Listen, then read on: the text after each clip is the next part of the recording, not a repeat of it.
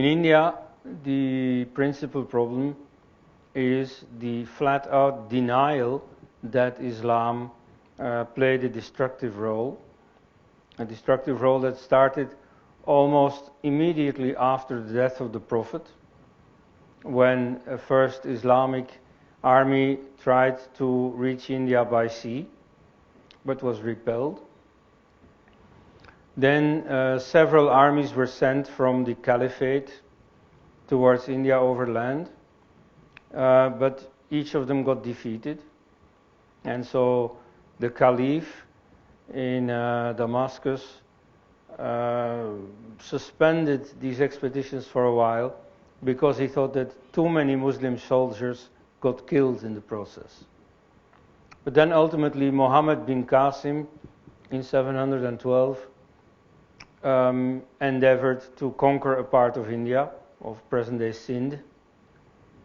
And immediately it started with the great massacre of Hindus and a great destruction of Hindu temples. This was in wartime circumstances. You see, after he established his power, things went back to relatively normal, but under Muslim domination, it was very difficult, in many places impossible, to rebuild Hindu temples or to utter Hinduism in public. The next name, because we have to, of course, skip over a number of events, but the next important name that most of you would know is Mahmud Ghaznavi, who made a number of expeditions into India around the year 1000, and who massacred many Hindus and who destroyed many important temples, including the Somnath temple in Gujarat.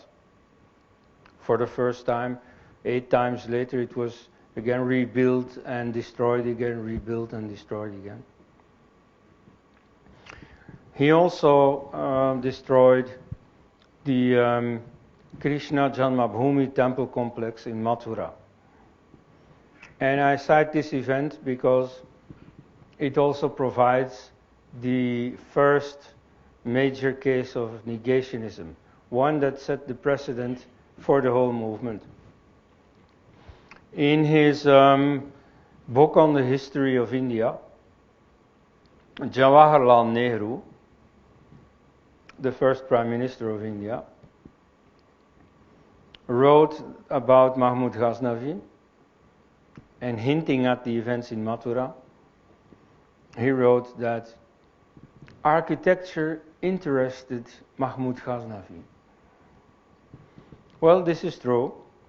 Before the destruction of the temple complex in Mathura, Mahmud Ghaznavi held a speech in which he praised to the sky the temples he saw before him. He said, you see, this is a very beautiful temple complex, and the angels could not have built it in 1,000 years.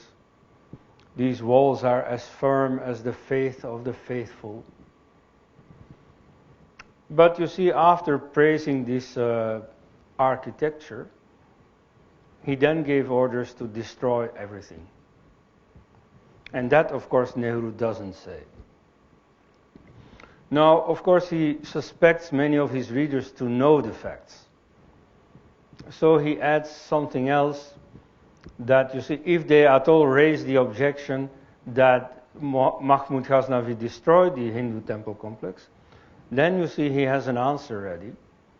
He says that Mahmud Ghaznavi was a Mohammedan, that's how he writes it, was a Muslim, but that was just by the way.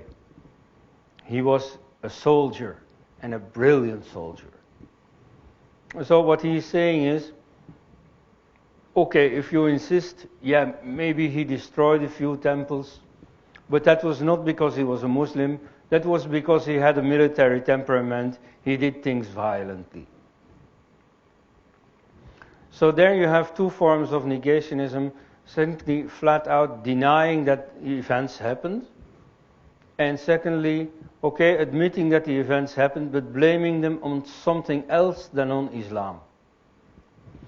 Now, Islam has a whole theology of temple destruction. it very much classifies the infidels, the non-Muslims, as enemies. And of course these enemies in peacetime, if they submit, if they pay the jizya, the so-called toleration tax, if they satisfy a number of conditions, they may be tolerated in a subordinate position. But you see, on occasion, when some conflict arises, they are to be treated as enemies. So this theology of destruction has led to the implementation of this theology, namely the effective destruction. As you know, all the suicide terrorists these days say explicitly in their last will or in the farewell videos that they have recorded just before they commit their act, they say explicitly that they do it because of Islam. For example, Muhammad Atta of 9/11 fame said very explicitly that it is Islam that motivated him. Or Mohammed Bouyeri, who killed the film director Theo van Gogh in Amsterdam in 2004, says explicitly that he did it because of Islam. Now, a number of people in India, they are called secularists, following the precedent of Jawaharlal Nehru, deny this.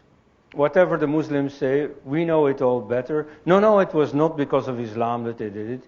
It was because of poverty or because of anti-colonial feelings. You know, some extraneous reason is invented and Islam is denied as a factor of violence. Another character who is important is the nephew of Mahmud Ghaznavi. He entered India, he managed to get a foothold inside India, and in 1033 he entered into battle against Sukhadeva and, among others, Raja Bhoja. There was a coalition of Hindu Maharajas, and they defeated him. So then India was free from the Islamic danger for the next 150 years. Perhaps the Hindus of those days thought Islam was a problem of the past, because they kind of enjoy smugness and sleepwalking and so on. So they thought that this danger had passed. And so they were quite unprepared when Muhammad Ghori came on the scene. In fact, it was worse than that. One Hindu king, Jayachandra, made an alliance with Muhammad Ghori against another Hindu king, Prithviraj Chauhan. So in a way, you see, it is Hindus who brought the Muslim armies into India. And then at first Muhammad Ghori was defeated, but he came back, and then he defeated Prithviraj, and he had no mercy. And then the great destruction starts. Now, this is 1192.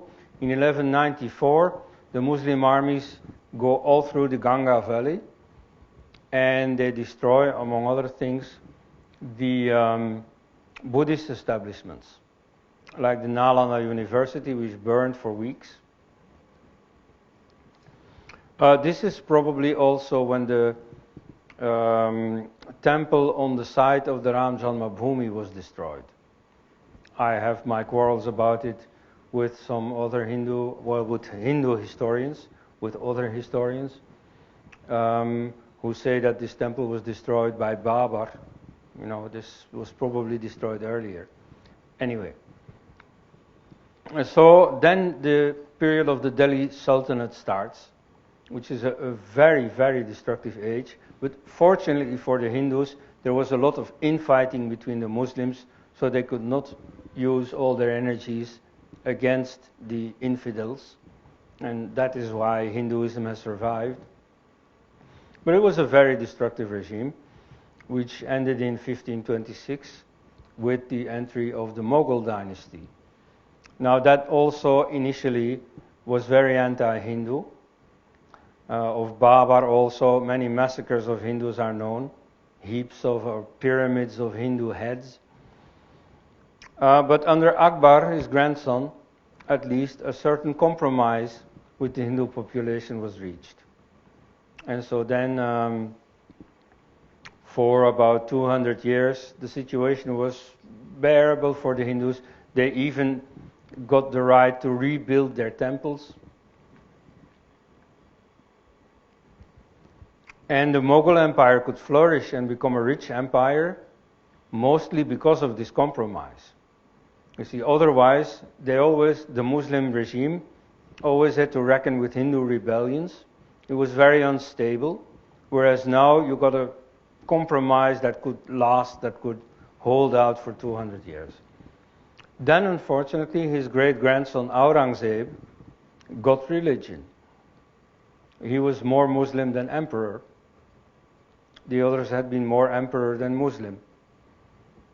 They wanted to enjoy their empire and put Islam between brackets. But this man took Islam seriously. So he reintroduced this toleration tax. He reintroduced a number of prohibitions on Hinduism.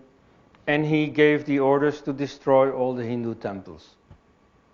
And so effectively thousands of temples were destroyed. Now, that sounded the death knell, ultimately, of Muslim power in India, because by then Hindus had got their act together, and mainly in the character of Shivaji, they rose and they conquered a sizable Hindu empire. And later also they conquered a large part of the Mughal Empire without dismantling the Mughal Empire, but they became the effective power in the Mughal Empire. The Marathas, that is. And then the Sikhs conquered their kingdom, the Jats and so on. So it was a very bad time for Muslim power, a time of Muslim retreat.